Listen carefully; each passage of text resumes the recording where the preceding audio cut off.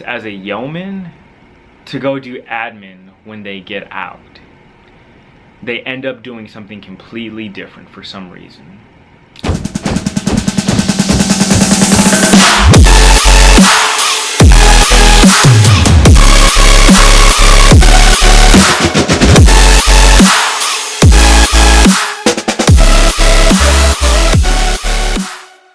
Hey, we're back at it again, guys. So this topic that I'm going to talk about is one that I would say many of you face and you still never get an answer to. I mean, I don't even have an answer. And I actually will separate next year, believe it or not. And I'm still thinking about what's next. Because for a lot of people that I've talked to who've done this game, for over a decade or 2 decades, they usually will transition into something that is either with the government, like a government contracting job, or they will go work for, localized military base, secretarial work. But I want to say that there's also a huge portion of people like myself who are never going to do administration after their career in the Navy is over. And that's why it's crucial for you to look at what you are getting into this rating for. Because if you're gonna end up doing something that maybe you don't see yourself doing after you're done with your Navy career, then it's probably not the best thing for you to do. For me, I'm gonna go to be a doctor, a researcher, a scientist, something in the science field, completely different from doing administration once my contract is up.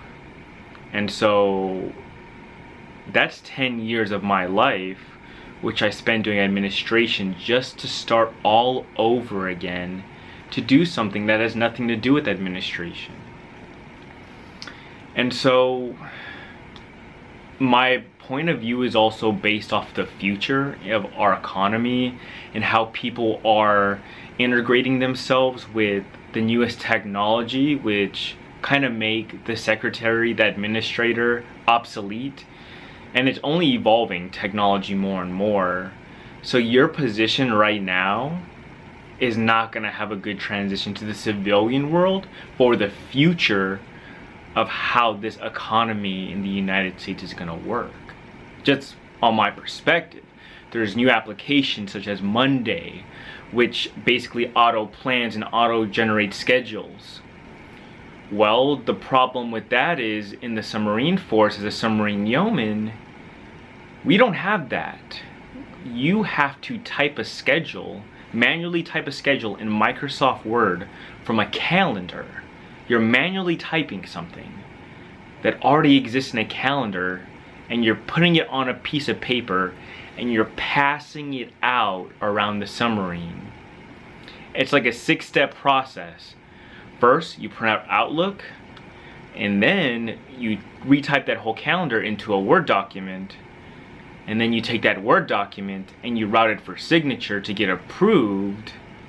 It's gonna come back 3 or 4 times after they ink it up, make changes to it, whatever.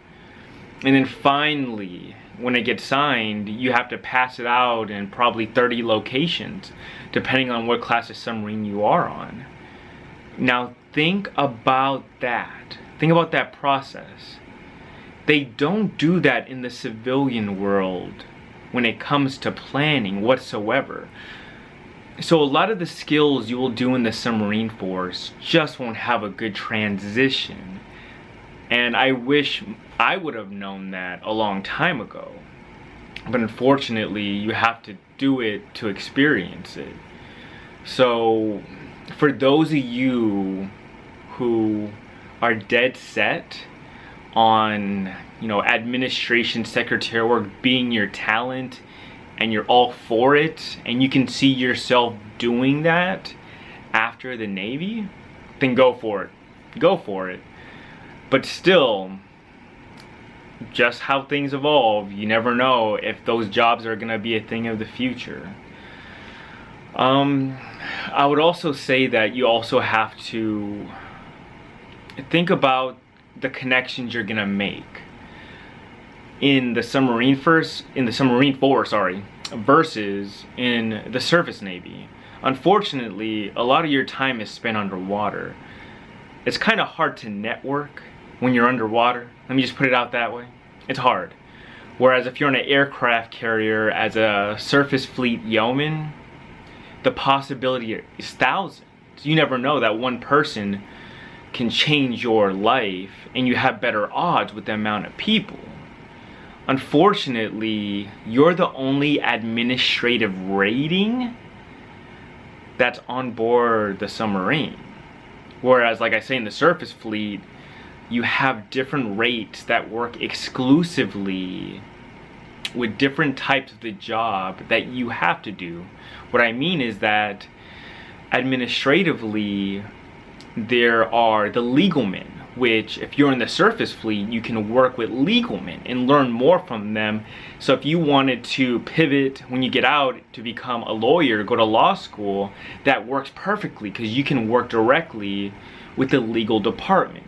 Unfortunately, on submarines, we don't have a legal department. And it's even hard to get trained to do the job because legal is not what we're trained on when we go to our A school, our initial training. So we don't become the system expert at it. On top of that, if you are looking to do other jobs that maybe you want to cross-rate into, if that's ever a possibility in the surface navy, you can because you work with them. Unfortunately, yeomen do not cross-rate to other submarine ratings. It's just not a thing. It's not. I've never seen it happen. So just think that when you sign the contract, you are exclusively going to be in the submarine force. Exclusively. I would say also that for a lot of the people who are, you know, thinking about going to get secondary education, you know, it's tough to get secondary education on board a submarine. I mean, you're already working, I don't know, maybe 13 hours a day, depending on what cycle you are in the year. Doing that and going home and trying to do college will just put you on a nervous breakdown. You'll just be so burnt out. I've never actually met a yeoman who's done college while on board a submarine. If you're out there, let me know in the comment section, because you, my man, I owe you a coin or something, because you managed to do something that, whew, I couldn't even fathom. Yeah, so I'm saying for secondary education, it's really tough to do while on board a submarine. It's extremely tough. Extremely tough. So if you're looking to do that, to better yourself in the outside world, if you just want to do a 4-year contract, then you might not end up getting that. I'm just going to put it out there.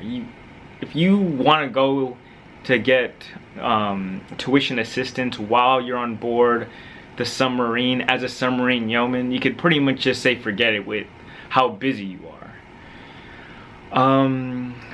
I know a few yeomen who are actually getting out and they're going back to school completely, learning a completely different trade, going into different fields and working in different settings when it comes to non-military activities. Like, they're not gonna work with the military at all.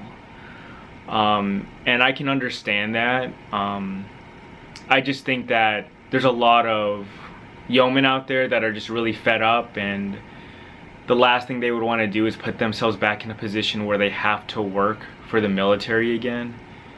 And that makes sense. It does. It's a stressful job. It is. So bottom line is, most of the people that I've talked to do not end up using their experience as a yeoman to go do admin when they get out. they end up doing something completely different for some reason. So if you're in it and you think that it's going to enhance you when you're done with your service, if it's 4 years, if it's 20 years, well, I'm just saying that the future of the YNS rating is not gonna benefit you with the way we fail to evolve. We fail to evolve, and that is the problem. If you don't evolve, then unfortunately, nothing's gonna make the change for you. So, but if you have any questions, I can get you more answers. Just leave a comment. Trust me, I'm always looking for new things about this rating to go over. So, just you guys take care and you have a fine day.